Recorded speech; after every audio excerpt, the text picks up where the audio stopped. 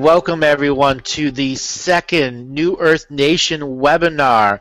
I am joined by the infamous Sacha Stone and Simon on the sofa, Laura Uplinger, Patty Greer, Rebecca Cope. Welcome to this new and incredible webinar. We have some amazing guests, amazing conversations. Welcome everyone. Thank you. Thank you, Andrew. Thank you. So, Sacha, you are flanked by the infamous Simon on the sofa. Simon, welcome. How are you doing today? Very good, very good. I just snuck in through the back door when he wasn't looking. Snuck in through the back door, and now you're doing a live show on a chair, this time not on a sofa. Yeah, exactly. I asked for a sofa, but he said, "You're lucky you're here. Just do with the chair and shut up." and Laura, you are in Brazil. How are you doing today? Very well. Thank you, Andrew. It's a privilege to be with all of you this evening. This evening in Rio. And you'll be anchoring our conversation on the divine feminine. And Rebecca, are you here too? Yes, I am here. Thank you. And welcome. And Patty Greer, how are you doing today? Great. Hello from Canada this evening. Welcome, welcome. So, Sacha Stone, here we are at our second webinar. Do you have any words you'd like to give to the New Earth Nation audience right now? I've got no words of wisdom to dispense. I cower in the wake of the tremendous intelligence and wit that we have in Laura and Patty and Rebecca and dear Simon here, who's got my knee firmly in his grasp, and will probably wrangle my ankle under the table if I say anything untoward. Just lovely to see you again, Andrew. It's been far too long. Far too long. Anyways, I'd like to thank all of the listeners that here, and right now we are going to get into this open roundtable. So Laura and I just 2 weeks ago did an incredible show on conscious birthing, and we're coming at a time where the divine feminine is coming to rebirth this summer. And there's some incredible wisdom that both Laura and Patty and all of us are going to come to share on bringing about the divine feminine and the divine masculine, manifesting it this summer, so the heartbeat of Earth is felt in the human heartbeat of sharing. So Laura, where does it start loving at birth? We feel it in the womb. We feel in pre-womb times. We feel in being wanted. This exquisite invitation to come here on Earth when there is this kind of connection. I see that the title for this webinar has also to do with sovereignty. What a gorgeous way to start a true sovereignty, by being wanted before conception. This collaboration with the universe, this surrendering. And in that surrendering, we find a whole new layer of self-source. That self-source, that's that 0 point in the fetus in the mother's womb. And so much of that 0 point teaching is teaching us what's beyond the womb, what's inside it. It's this life experience. And that life experience begins when we come out of that fetal sac. That's where sovereignty begins. And at the same time, we're sovereignty in that first little foot stamp that's your live birth certificate. It's where it's taken away legally. Yes, it's very quick, isn't it? Now, you're talking about education, and education throughout the very tissues of every organ. Can you imagine what an incredible way to get at somebody's beingness? So what a gorgeous responsibility. On the other hand, it's so seldom conscious. No way, I mean, we lack that sovereignty. We lack the joy of understanding, of learning, of teaching, because that very first education was kind of misled into more of selfish or unconscious way of lives. And the unconscious way of life is how our kids are growing up. And this unconscious way of life has turned into this concept in modern terminology of sheeple, people being asleep, not awake. And we are the legacy bearers of that. And we are ultimately the legacy bearers of whole other layers of truth, that take us into sovereignty, take us into what is truth in our world, and then what is true sovereignty. But then you need choice, right, Sacha? Well, I like what Andrew spoke to a moment ago about the newborn babe coming out of the sacred waters of the eternal mother and being birthed into the atmosphere, the symbiotic flesh of the umbilical cord is then violated by a steel surgical blade in a toxic square room, invariably in a hospital, surrounded by fractal and scalar energetics, which are a complete violation to that newborn soul. And then that child is invariably spanked by a male, a stranger in a white coat, until it howls, whereupon its foot, the sole of its foot, is placed onto that certificate of live birth. And it should not be lost on any of us who wish to learn about and then disengage from the dream spell and the spell binding, that it is the sole of the foot, which is a totem of the human soul in point of fact, that is being rendered indentured into a fiction. The moment that soul imprint is made on the paper, the identity of that sentient being is impressed onto paper, onto a contract, created as a fiction, which is then effectively the person. And that child, that being, will forever remain subjugated to and in servitude to the fiction of itself. That is a diabolical construct which needs to be addressed. So, yeah, the soul of the foot, the soul of the human. And so it happened with the mother and the father. Giving up our own sovereignty has already happened before. So this idea of having our children losing their own identity at birth, I mean, if you don't have one, how can you wish for the other one to have one? It's complicated. We can start now to make it differently.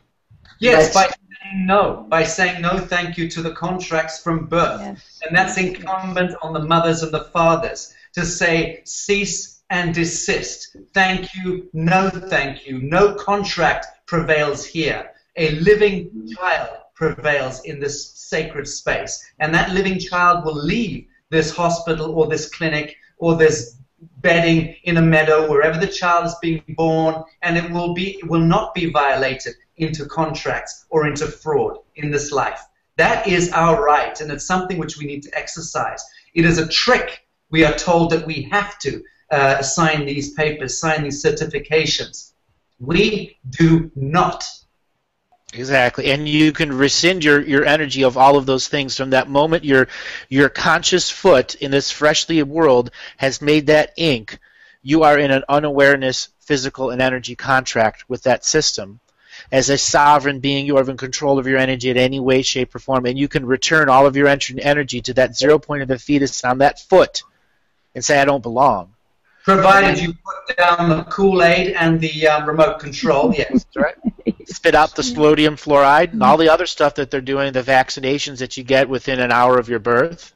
Well, let's not talk about the mercury that's in the ink and There you holding go. on your foot.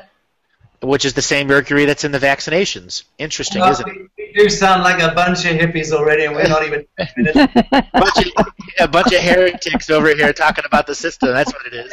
Well, what we're trying to do is improve things, not just sit around whining, and that's the difference here. It's very important to do so. Exactly. Yeah, it's good to lay the foundations as well, you know. It's good to lay the foundations from that non-judgmental space, but from an observation, and then we can dissect and then give options of how we can shift that, you know, because I think a lot of people, they hear this and then they still feel disempowered. So I think through these beautiful webinars with wonderful people, we can offer that opportunity of, you know, self-empowerment, or that's what it feels like. Spoken like a true novice, and he's only just graduated from his first lesson in sovereignty today. Quick learner. Rebecca, you were going to say something? Oh, thank you. Yes, I was going to interject a little bit of a different story into this, because I was born with a lovely old country doctor who caught me, and I just happened to have had a memory of that somewhere along the way in these 6+ decades that I have been around. And so there, you know, I was born in southern Appalachia, right in the heart of what I call the fundamentalist country, where things are so different that we have to stop and pull back a little bit and just remember that so many people have no clue what we're talking about. Because this is, you know, as we bring so many more people into the conversation. So I just remember this beloved old country doctor. I remember the day he died because my community went into mourning. My mother loved this man with a passion, and she should have, because he treated her with such respect. Here she was, this 16-year-old who had me when, you know, I mean, I'm just going to tell the story here because I think it's so important that we remember some of this. My mother was one of these people who was outcast by her community because she married my father two months before I was born.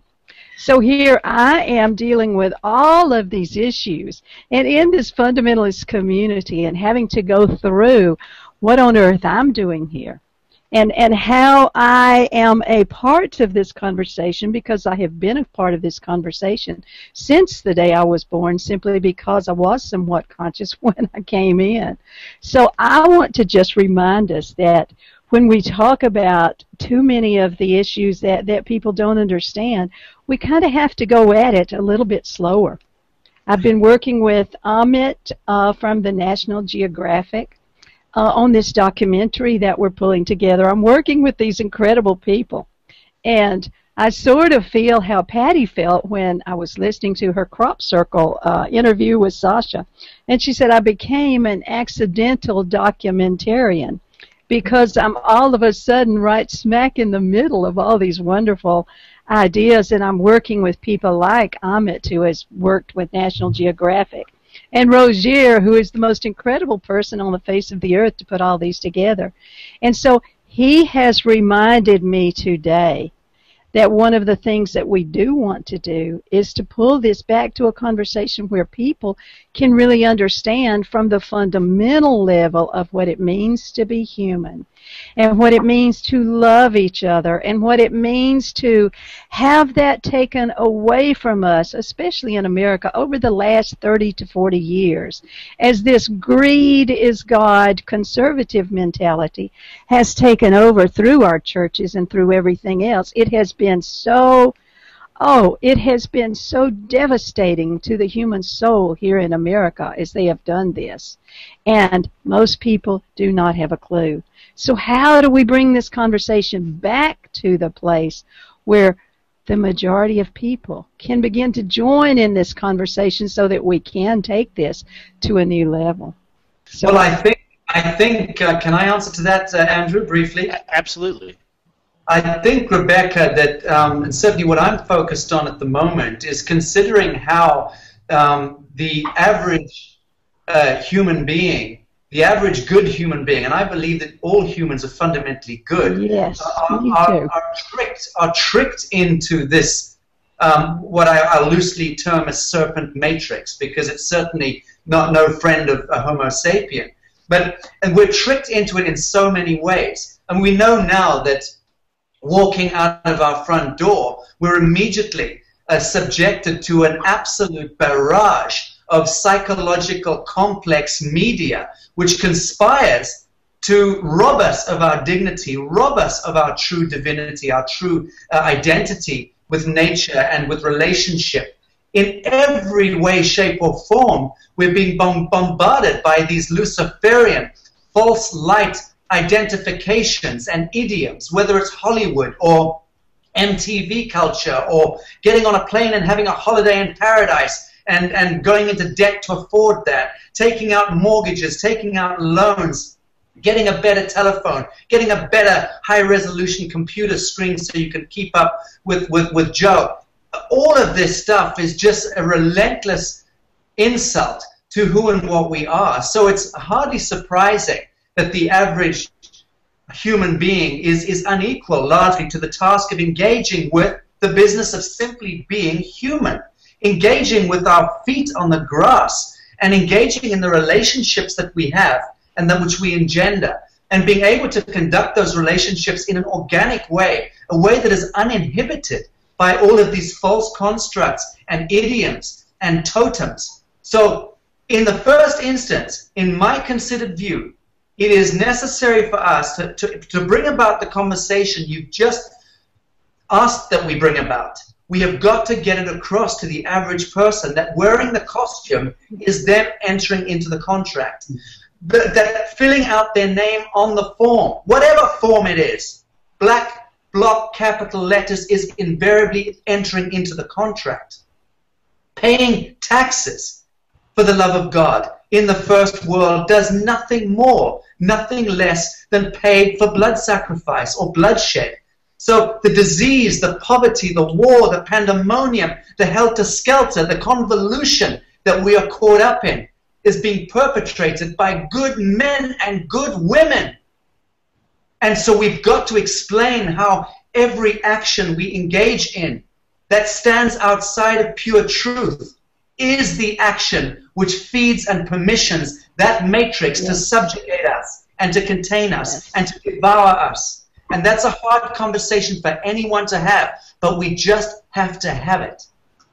Yes, and I will respond because this was the question. I mean, you know, I've been around this a little bit longer now than some of you, and I remember asking this question about 1989. We had just been through working with Barbara Marx Hubbard with the Spirit of 86, and we had just been through harmonic convergence, and I had done a piece that was picked up by our local paper asking, you know, how this was going to be accomplished. And I just saw the symbol that I received just about the time I was asking this question, about 1989. This was a symbol that I saw in Michael Tellinger's video not very long ago, this beautiful one that he was dealing from the energy conference that he was showing everybody what a world without money would look like. And he had he had this picture of this human bridge with everybody leaping on top of each other's shoulders and creating this bridge that stretched absolutely all the way across our bridge. Well, as I was working with Barbara Marx Hubbard and all of these people that early, you know, several decades ago, I got that exact image. And what I saw was the joy. The absolute joy that all of us felt as we began to come together like we are now. And we started sharing all of the various pieces of the puzzles that we have all come together to share with everybody else. And we're just leaping on top of those shoulders and reaching out across the country, across the world, and doing whatever our little piece is to do. And so I think that this is what this greater conversation is about. As we all come together, we all have our particular experiences and our way of dealing with the world. And as we begin to share this, then people can hear in ways that were never able to be heard before. Because of the internet, we're breaking away from that paradigm of the media being controlled by the big business and the corporations posing as government. And I saw the most incredible statistic on this just this week, where they were saying that they had been doing all of these statistics about how many people were watching CNN and Fox News and all of these others. And I remember that they said 177,000 people were all that was on at any particular time watching the newscasts and other things. So here we are in our homes in all these different places across the world. We have become the voice of the people. And so that's where I'm celebrating as we're doing this, because we are doing what we need to do to reach out in our own way.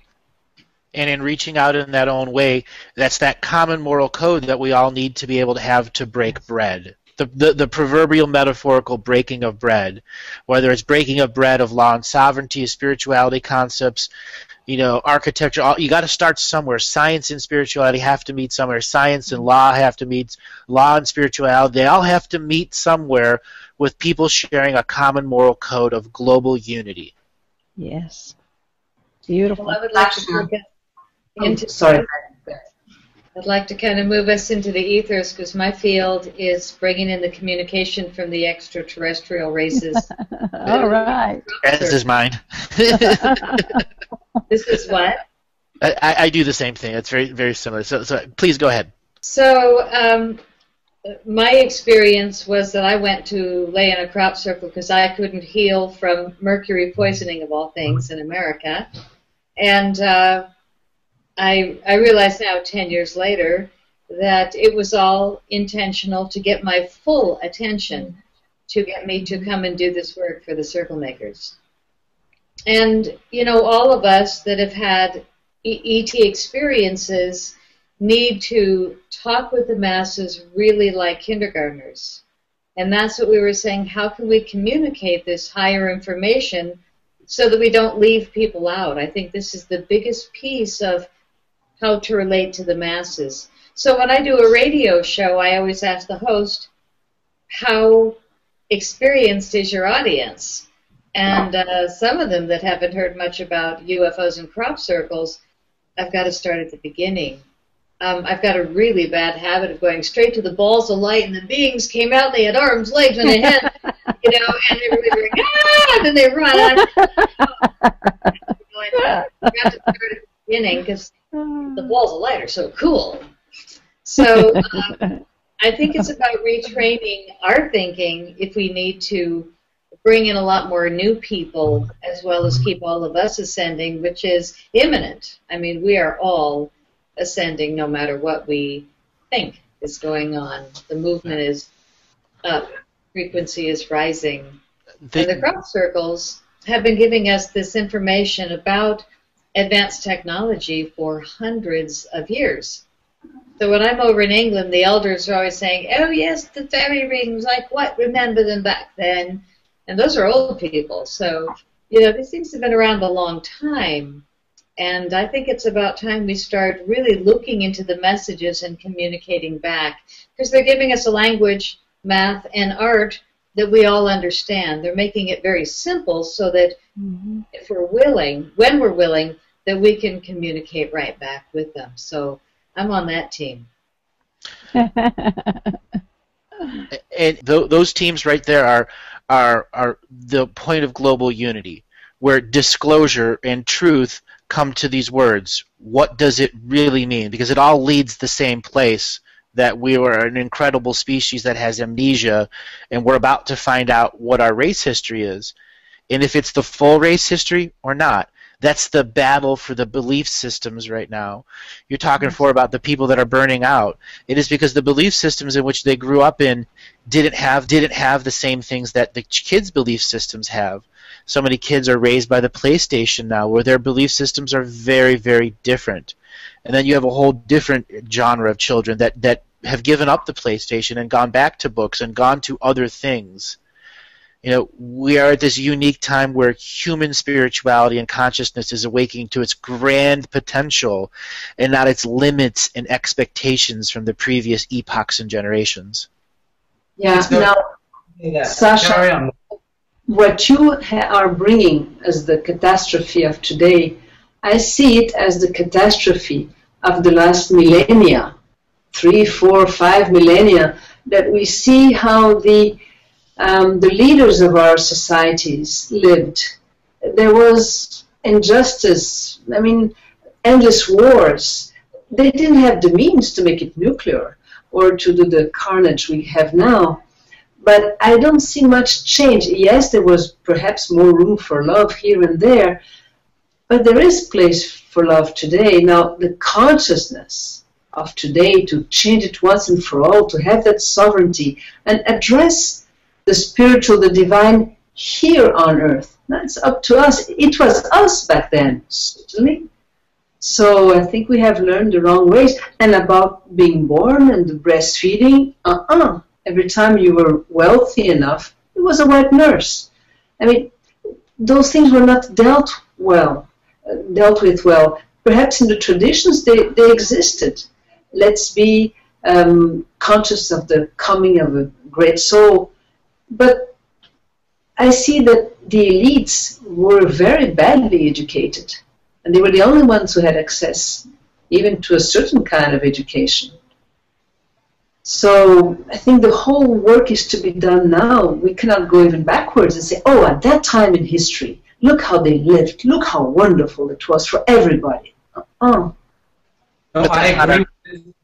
I agree entirely. But to speak to what Andrew just mentioned, I mean, if we look back, and if we are seeking recovery from that state of forgetfulness, then it is probably a good thing for us to acknowledge one primary pattern that has existed since, let's say, the Edenic or paradisic immortal origin in our true Genesis. There has been an intercessionary valley of death or a galactic sleep which appears to have interposed itself on the grand narrative of Homo sapien, and in fact of the whole of Gaia, the whole of this earth. And so we can look back in our history. The only history that we're truly capable of seeing in the temporal sense is going back to, you know, Queen Elizabeth I, and then Charlemagne, and before that to Nebuchadnezzar, and prior, you know, the Sumerians. Prior to that, we might just be able to peer through the veil and catch the glimmering of Nimrod and Enki and Lil, and all of these archetypes, these galactic totems which proliferate in our review of history. They all speak to one thing, and that is the intercessionary principle. So the line of kingships, the priesthoods, the papal thrones, and God knows there's been many papal thrones, not just the Catholic iteration of papacy, but all of these intercessionaries, principally kings, popes, and priests, have been effectively standing between humans and our humanity. And this is really, the awakening that we have now is one where it has become absolutely obvious to anyone with a pulse that the restoration of true dignity at the Gaia level, at the collective level, at the atmospheric level, at the individuated level, comes down to this: I will crown myself king in this place. I will crown myself queen in this place. I will not kneel before another. I will take no sword upon this shoulder. I am the all. And in that space, I would take full cognizance of my actions. I would take full responsibility and accountability for who I am and what it is that I do in this vale of tears. Now, if we all choose to enter this space of pure dignity, pure truth, pure consciousness, pure sovereignty, which are all one and the same thing, they are the quality of the fulminated, actuated human heart. This is perfection, bliss. It is the diamond that is forged through the compression of ages, of the kingships, the great tyrannies that existed, all of which we perpetuated ourselves, all of which we permissioned ourselves. There is no blame. There is no sacrilege. All of it was sacred. But this moment, here and now, this conversation in which we are engaged, is the most sacred moment in the history of time. Yes. And with that said, I think the common ground we can all start from is your body is your court and your DNA is your record of who you've been in this big costume stage event. Because we're going to have a final curtain call, and that curtain call, you know, what's it going to reveal? We're an external species that has been seeded here, and much, much, much more. Way beyond all of our knowledge is the stuff that we don't know, the stuff that our amnesiac species hasn't even begun to see yet. Yes, and one of the things that's been so absolutely amazing to me, having been a part of the New Earth Nation team for about a month now, is how many of those of us who are in this state of awareness who have joined together to do exactly that, to help spread this idea by standing up ourselves in that sovereign capacity in whatever way we need to do, and carrying this message to the greater part of humanity. That's what I see is the beauty of all of these conversations we're having, and how the New Earth Nation, the idea of stepping out of the jurisdiction of these corporations posing as government, so that we have the reflection of that separate place, so that we can look back and we can see the ways that we have been enclosed within this kingdom of their own making, this kingdom where they make all of us decedent estates. It's like the old zombie movies to some degree, where we are waking up from the dead and having to take on our role. And I see this as the thing where New Earth Nation has excelled at this point in time. So I really just have to celebrate all of us being together, and Sacha's role and Greg's role in helping bring this to the place where we can have these conversations, because I've just found it fun and amazing. And talk about joy. Wow. That's beautiful. And you know, Rebecca, as well as waking up and standing outside of the corporate fictions of the governments and the indentured servitude, which, as you know, Greg and I refer to as the voluntary servitude, because in point of fact, we are not victims of this complex. We actually volunteer ourselves into that servitude until we choose to step out of it. But it's not only the fiction of the governments, the systems. The greatest threat is actually our failure in many respects to acknowledge that we are living in the fiction of our persons as well.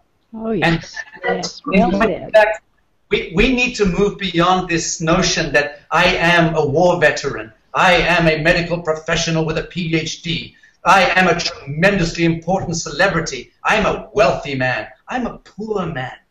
Whatever these identifications are just this. They're identifications. And we even need to transcend these identifications to enter into that bliss state, into that pure truth state, where we engage with multidimensionality in real terms.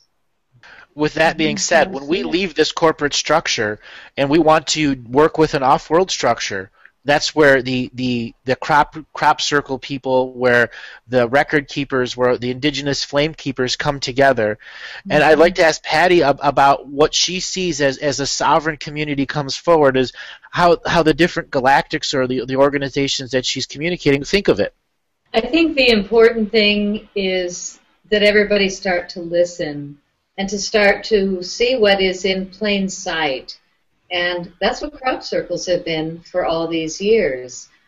They're showing us in binary codes sometimes, which are so blatant because a computer can read them.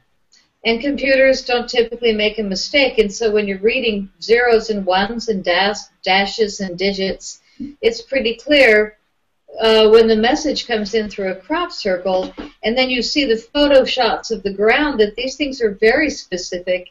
And the difference between a crop circle made by humans and the others that I find interesting are that the human-made ones have broken wheat every 3 feet, where they have boards and ropes, and they push the boards and ropes down. Where they step on it, it's all broken. And the many circles that I've been in, they're not broken at all, but rather where they bend, there's this bubble that somehow hundreds of thousands of pieces of corn or wheat or barley in a huge field, acres, have been heated and bent exactly, and then the ones next to them, 1,000, are going that way. And when you're looking from above, the mastery of the artwork, the shading that they can accomplish by changing the weave and the lay and just ever so slightly, you realize that there's high intelligence creating these megaliths in the fields. I mean, some of them with hundreds of circles each one being perfect. They're mind-boggling. And so to slow down and start to look at the gifts we've been given is where we start to understand the messages. And the recent talk that I did, they come to me in dreams. So 2 weeks before I spoke at the International UFO Congress, they came in and said very clearly, speak to them in crop circles. And they just kept showing me like I was showing a book, turning the pages, one after another crop circle. So in 75 minutes, I showed 321 photos. Those poor people just about fell over. But they knew that they had received a lot of information in a short period of time. So again, it's about looking at the messages because they're right there. What does the binary message unfold to? The positioning of the seasons and the stars? The understanding of numbers? It's a lot more than that. It's biological, it's chemical compounds. My God, it's extraordinary. If you study crop soli, is that the one, crop soli? I'm thinking of the Arecibo message is the one that's so amazing. And it had all these elements that you're talking about. The size of our bodies, the population, the elements on the planet. And the interesting thing was that it's called the Arecibo message, I think the one you're talking about, where we had sent this message out in space in 1974 from Puerto Rico, from the Arecibo Tower. And in 2001, it came back in a crop circle, almost identical. When we hold them side by side, there are specific changes, but it was definitely a response to something that we had sent out into space decades earlier. But the important message that I was referring to with the binary code was 8 miles away from that one, which was a direct response from them to us with these specific changes. But the other one in 2002 was the alien face and the disc. You guys all remember that one, the alien face and then the big round disc with the... It was a binary disc. Yeah. And that was no accident.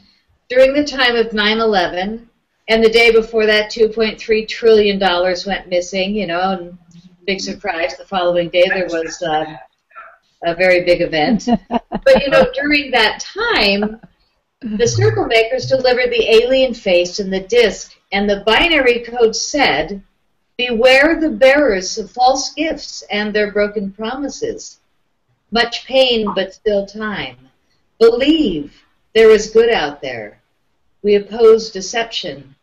Conduit closing.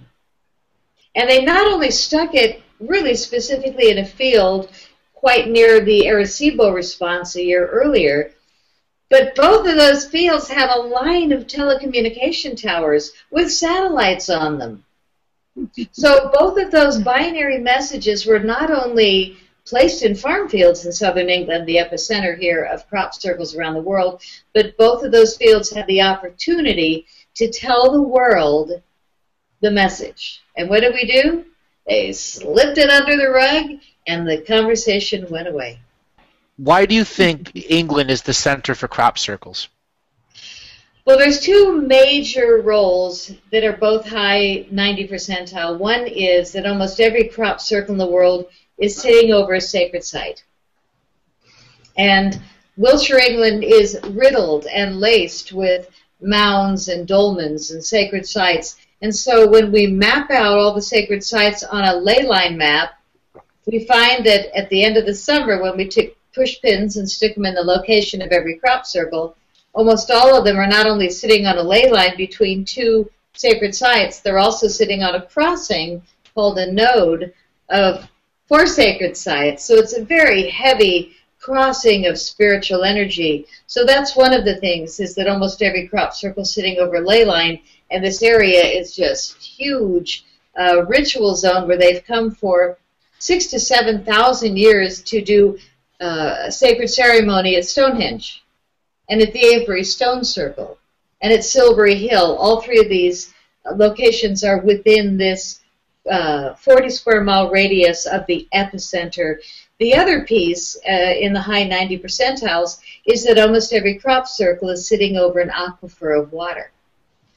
And Wiltshire, England, this epicenter, is the largest chalk aquifer in the world. So these things are no coincidence. The ETs that are creating these crop circles not only are sending these sacred geometric forms into the earth, my guess is that they're also intending it to go into the waters of the earth and out into the oceans and to purify everything. It just feels like it makes sense, doesn't it? I'd like to speak a little bit to that, if I may, because it's also a fact that the United Kingdom is, well, it's known, broadly speaking, as being the heart chakra of the earth. And the fact that the heart center of the earth has been for a very long period of time, at least since the centurions of Rome marched here 2,000 odd years ago, plundering the tribes of the Iceni, and that grisly history what they did at that time was effectively use Londinium, London, as this confluence point, this energetic node point of locking and loading the serpent matrix, the totem of blood sacrifice. The financial district of the world is principally governed from the square mile of London, which is protected by St. George's dragon, has its own laws that prevail, its own constabulary protected. So the heraldic, occultist, Masonic legacy of ages in respect of the antithetical story of the beautiful crop circles, the impressions from the heavens, well, the impressions of the netherworld exist in the United Kingdom as well, and have done for a very long time. So to my mind, the galactic family are arguably simply also choosing a United Kingdom in order to unblock that confluence, again, of low vibrational totems. Well, definitely a good balancing point then for the UK. And I don't want to be ashamed that I'm from America, but I will say that they don't choose America very often, the circle makers. And the last time they did, I am ashamed. Okay, we're all smiling, right? Do you remember the last time they gave us a crop circle, beautiful, looked like a lens of a camera, and it was in Chualar, California. Did you guys see that one? Yes, I did. So Chualar, California's beautiful crop circle. The night before it happened, a young man writes me on Facebook. He says, "Hey, I've seen your movies. Really want to talk with you." So I wrote him back and I said, "Hey, nice to meet you." I wake up in the morning, there's this huge photo of the Chualar crop circle, and he goes, "Oh my God, I meet you." And 1 hour from my house, this crop circle just showed up. So I'm driving there now. So he takes off, and I'm like, oh, goody, I've got like first-hand story. I can't wait to hear from him. He gets back, and he said, it was horrible. By the time I got there, there was a line of white vans and military guys lined up, not letting anybody in the field. So it was, he said he stayed there all day and nobody got in. And then the farmer was told he had to mow down the field and pull everything out by the roots. So they cleared the crop circle and took it away, so there was no evidence of any right doing. And so with all the wheat gone, they still didn't let the researchers in. So I'm guessing it's probably fake, you know, going to all that trouble. And so fascinatingly, on the Colorado News, we had the head of what ended up looking like that lens was called the NVIDIA camera lens. And so the head of NVIDIA had his arm around this English crew, and they're going, yeah, I flew these guys over and they made a crop circle for me. But then my nephew in California saw another news brief with the head of NVIDIA, a different guy, saying, yeah, we had these high school kids making the crop circle. And when I heard about this, I was quite stunned. It was like, really? That's all I can say anymore. Really? So why don't they come to America where there's a good reason? Oh, You know, that's a sad one. Wow. That comes down to sovereignty again. How long can we let them lie to us? And how much more lies can we as a species take? Well, I think it's about honor. I think this whole bit with us with each other, with us with ETs, with us and wildlife and animals that are in our homes, it's about coming back into the heart center and really just being pure-hearted. Then we get along with everyone. But you know, it's also, I think it behooves us right now just to speak a little about America, because I feel very defensive and protective toward my brothers and sisters in America increasingly. And it's because it has become patently obvious to me that America is the cauldron, it's the melting pot. America is the world. There is every type there. There is every culture, every creed, every genome. And I believe from my studies, my researches, and more importantly, my intuitive wisdom has indicated to me that America is the experiment, and the so-called New World Order, the martializing of the planet, this anal, intuitive, patriarchal, reflexive attitude, which is utterly deviant to the human spirit, is being perpetrated against Americans more than anyone else on earth by design, engineered by design. So in that sense, the Fourth Reich prevails in the United States of America. And one could argue that that is designed, again, on the back of the franchise of the Second World War under Project Paperclip, which we all now know is forensically evidenced, that the military-industrial complex that issued out of the United States and dreamt this world up into a monstrous story of war and warmongering and terror and terrorism is really the issue off the back of the franchise of the Second World War. Because when Berlin was stormed in 1945, a deal was struck between the Allies. Great Britain, Roosevelt in the United States, Stalin in Russia, and Churchill in America cut a deal. And that deal was that the Russians, who had shed more blood, would be the ones to, and they were closer to Berlin, would be the ones to send the troops in, raid the bunker, and plant the flag and, you know, have the victory headlines. Great Britain maintained its stranglehold over money and over the wealth of nations and continued its franchise as the controller of monies and wealth. And the Americans cut the deal that they wanted to be able to safeguard and protect what came out of the Nazi regime, the military might, the anti-gravitational technologies, the biotech monstrosities that were being perpetrated in laboratories against the human genome as part of the grisly medical experimentation going on there. So America was given the rights to effectively send, under cover of protection, thousands of military scientists and professionals who were given safe housing and new identities, principally in Washington State. It is no small surprise that within a couple of years, the modern military-industrial complex grew out of the back of that protection of the atom seed of evil that had fulminated in the Second World War under the Nazi regime, which is why people refer to this New World Order as the Fourth Reich.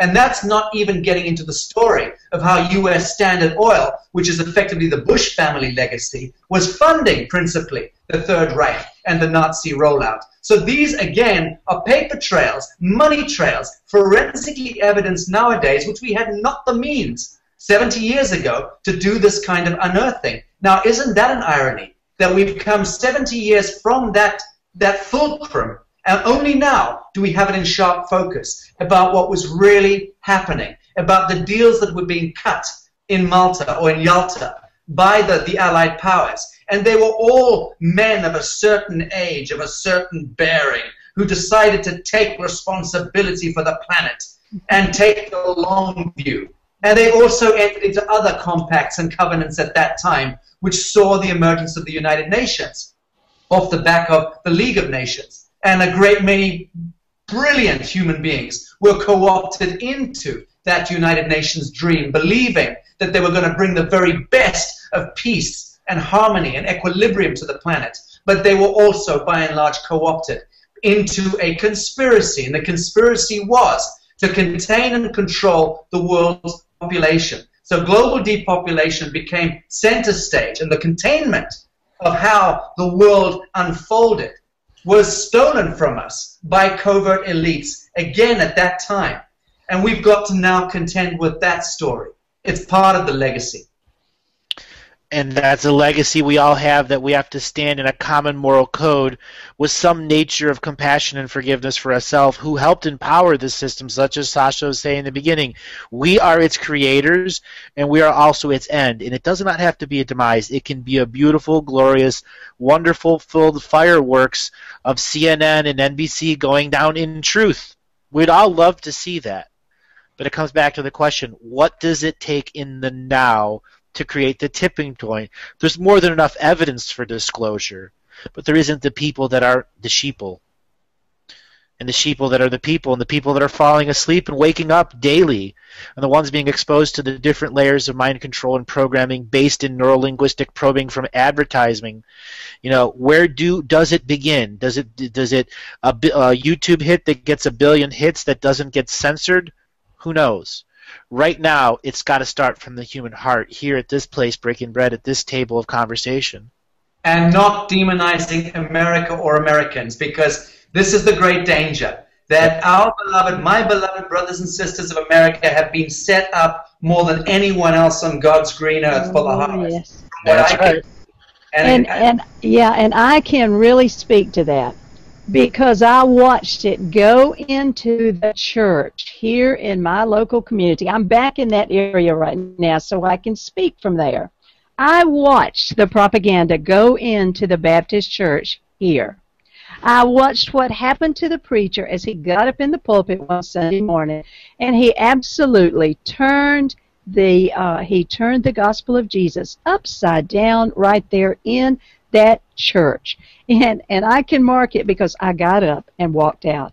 I knew what was going on. I simply could not stand to listen to a man get up and deface the Christian religion to the point that he did. So I marked that day. And then I started doing the research. That is what led me to start doing such deep research that I have done here to follow this propaganda into that Baptist church in my own little community and see how so many people are still not, they're so clueless about how they have been led. Well, I was vindicated somewhat when I saw a Baylor study of religion in the year 2005. They had done the most tremendous job of study of religion in America that had ever been done. Well, those people who went to church every Sunday, who came from the Baptist faith or who came from certain fundamentalist churches, voted 100% in lockstep with the corporatist agenda and with what is called the conservative platform in America. They were led to help them take over the political, it was like a political coup. And these people who still have no clue were the ones who participated in that. It will break their hearts. When they get this message, we are going to have to deal with pain and suffering like nothing you can imagine, because here is the country who believes they are the last bastion of freedom for the world, and they're the ones who have been so traumatized by this propaganda and the police state that's here in America right now that people are waking up. The people I work with on a daily basis are finding their way to stand up. And that's really the story that'll be told here. Bravo to that, Rebecca. I love you so much. To speak about America there for a second, we understand America was created under a spendthrift trust, a Declaration of Independence, that preamble. Since then, we've been under corporate servitude. That's how far back it goes. Yes, and if you don't know that, guess how many presidents we had before Washington? War ended in 1776. When was Washington elected? There were 9 presidents before Washington. Yes. Let's get to some raw truth here. Let's talk 1864. Let's talk the Cancer Act. Let's talk Federal Reserve. There's so many layers of truth where each generation had given away some major power until finally now the last powers that they want is to be able to do a colonoscopy on you before you get into an airplane. Is that pure truth? It's someone's truth. I'm sure somebody in the TSA has already thought of it. Dang. They don't want to keep putting the gloves on all the time, so they want a machine to do it. Well, when the average man and woman know how to apprehend men in costume and women in costume, which is really what, I mean, Rebecca, correct me if I'm wrong, but our Law Academy is gearing up to be very much part of that process of re-educating people. Oh, yes. Training protesters. Well, just knowing how to comport yourself with a man in a costume. I do it very often, but if you do get stopped by a policeman or by an NSA official or a TSA official, there are ways and ways of comporting yourself in pure truth and in great courtesy, which absolutely prohibit any violation of your person. And you can put them on notice and apprehend them. And in point of fact, what you ought to do is bring a private prosecution against anyone who does violate your person or your privilege as a free man or free woman. So this business of simply complying, asking for permission, rolling over, acquiescing, shuffling along, just hoping that the man doesn't spot you in the crowd. To hell with that! Spot me! Come for me! We must stand up. We must demand to be the man. And then demand an inherent court of equity. Be smart about it. There are so many law concepts that can be applied to a conscious protester who understands that men in costume are going to come with their costumes, going to put on their wristbands onto you. You are now part of their stage play. And when you get brought in front of their night court, who is not expecting a person to know what to say or know how to speak or know how to not say anything, depending on the person's personal understanding of sovereignty from the place that they're in, right there, if you have 1,000 people that are trained like that, that judge's going to be crapping a brick. And I wish you could see the amount of people who are gathering in their living rooms or just in front of their computer and having these mock trials before they go before the judge. Exactly. If you could see how people have band together here in the United States and how as soon as one little tidbit of information that helps them stand in these foreclosures, for instance, if you could see how fast this is going through this internet, you know, you could see how these people are jumping on the shoulders of each other to help get this spread. I mean, it has been something that has just been, it has been tragic, but it has been absolutely heartwarming to see how people are reaching out to help each other. And this is the big story that's going on in America.